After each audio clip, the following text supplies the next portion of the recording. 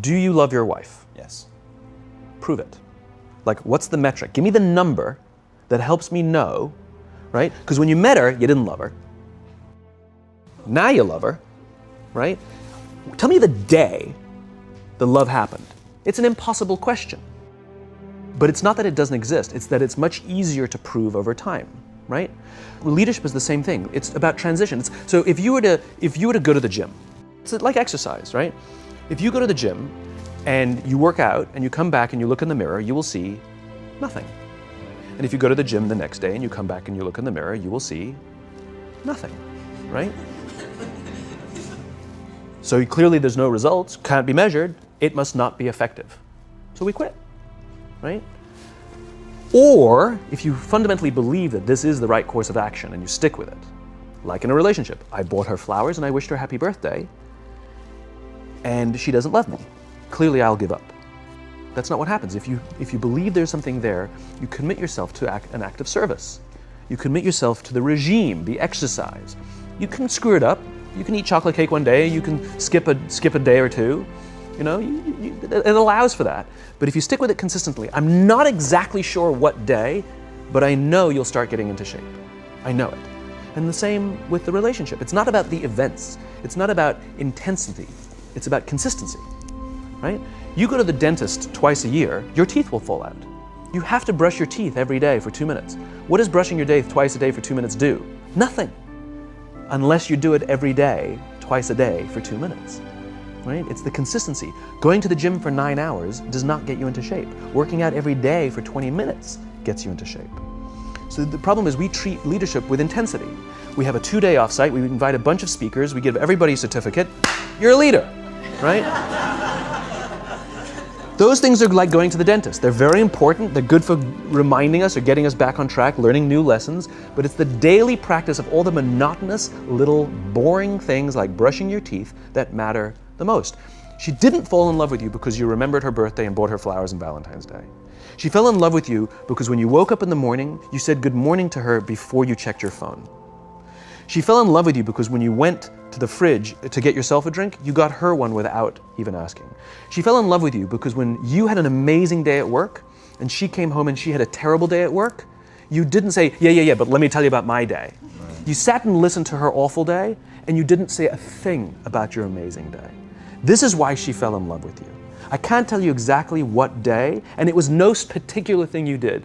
It was the accumulation of all of those little things that she woke up one day and as if she pressed a button, she goes, I love him, right? Leadership is exactly the same. There's no event.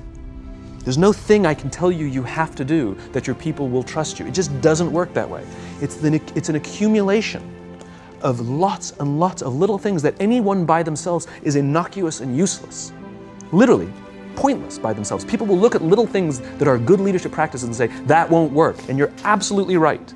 But if you do it consistently, and you do it in combination with lots of other little things, like saying good morning to someone, that looking them in the eye.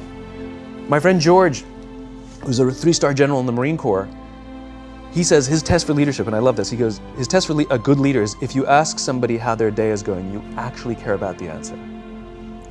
The number of times we're walking to a meeting, we're rushing, we go, how are you? Not good, I gotta get to you later, I'm late for a meeting. Right. If you ask the question, you were standing there and you were listening to the answer. It's those little innocuous things that you do over and over and over and over that people will say, I love my job. Not I like my job. I like my job means, yeah, the challenge is great, they pay me well, I like the people. I love my job means, I don't want to work anywhere else. I don't care how much somebody else is willing to pay me. I'm devoted to the people here, and I care desperately about the people here as if they were my family. In business, we have colleagues and coworkers. In the military, they have brothers and sisters. That's how they think of each other.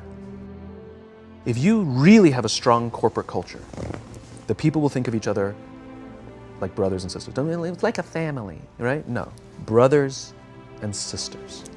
Deep love. Fight, but the love doesn't go away. Bicker, the love doesn't go away. And I'll fight with my sister, but if you threaten my sister, you're gonna have to deal with me, right? We'll fight internally, we'll bicker with each other, but nobody's gonna hurt each other, and if anything from the outside shows up, you're looking at a unified front. brothers and sisters. Now, how do you create brothers and sisters out of strangers? Common beliefs, common values, parents, in other words, executives who care about their children's success, who care to raise their children, teach them skills, discipline them when necessary, help them build their self-confidence so that they can go on and achieve something more than you could have ever imagined achieving for yourself. That's leadership, an absolute love and devotion for the people who've committed their lives to this enterprise. It's a human thing. So just as you know how your body feels after a good workout, and you know how your body feels after a big greasy meal, you know that one is good for you and one is not, despite what it may taste like. And that's the problem with short-term gains, right? They feel really good in the short term. We're highly, highly, highly trained social animals. We're highly adapted social animals. We can feel social awkwardness, and we can feel when things are going well. You can sense it. You say you have this sense of laughter, around the office. Like, we don't walk around with blinders. We're like I said, we're made to do this. That's why we can assess if somebody's trustworthy or not. That's why we keep our walls and we're like, yeah, his results are great, but I wouldn't trust him.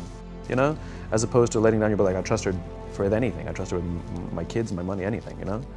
So we're highly attuned animals, and so we're good at sensing it. But I will say there is a caveat to your metric of laughter, which is a decent one, is that scale breaks things in human beings. As I said before, we're not made for populations bigger than about 150-ish.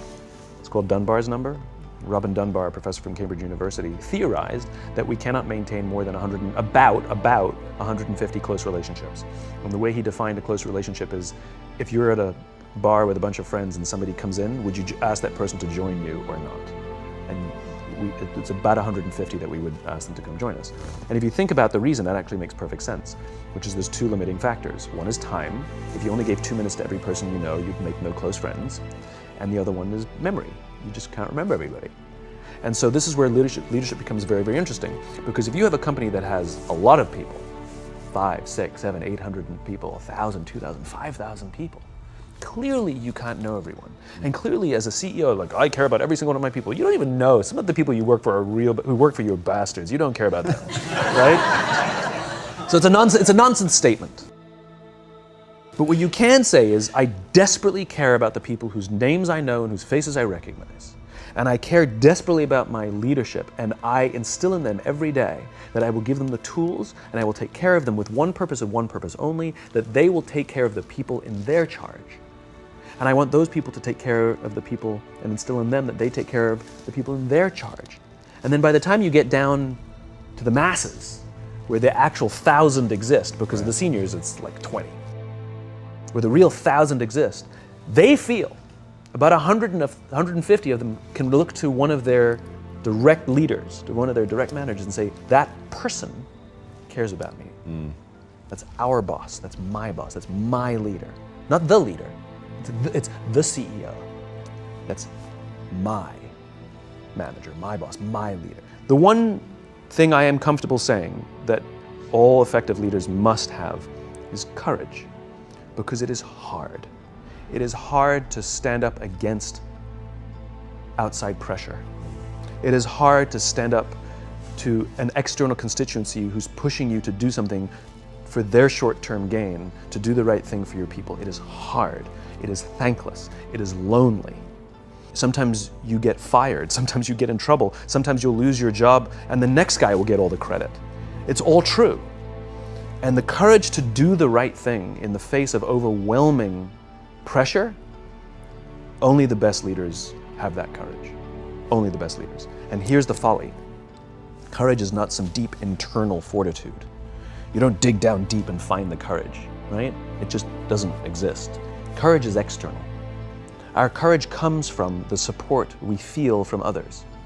In other words, when you feel that someone has your back, when you know that the day that you admit you can't do it, someone will be there and say, I got you. You can do this. That's what gives you the courage to do the difficult thing. It's not going off to an ashram by yourself somewhere for 4 weeks and coming back and finding the courage. It's not what happens. It's the relationships that we foster. It's the people around us who love us and care about us and believe in us. And when we have those relationships, we will find the courage to do the right thing. And when you act with courage, that in turn will inspire those in your organization to also act with courage. In other words, it's still an external thing. That's what inspiration is, right? I'm inspired to follow your example. But those relationships that we foster over the course of a lifetime will not only make us into the leaders we need to be and hope we can be, but they'll often save your life.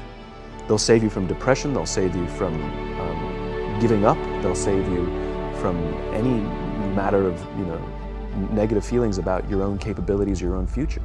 When someone just says, I love you.